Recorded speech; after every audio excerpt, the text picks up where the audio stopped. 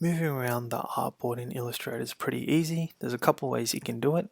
The first way is to use the bottom scroll button and the one on the right hand side if you're just getting started. To make it a bit more easier, if you hold down the space bar on both machines, your cursor will change to a hand. You can hold that space bar down and move the cursor around as you've left clicked. This makes it easy if you've got a big artwork and you need to move multi-directional, just to make it easy and keep the artwork in the field of view. If you've got multiple artboards on your workspace, say for example I've got 7 artboards here that I need to scroll through. It's a bit tedious doing it through my scroll wheel or through the bottom button there.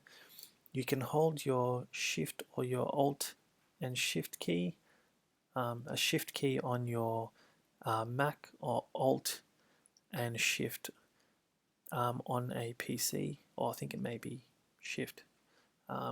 Yeah, just have a play around with those keys, but if you're holding Shift, it makes scrolling across a bit more easier as well, as opposed to just scrolling it normally, which is a bit more harder.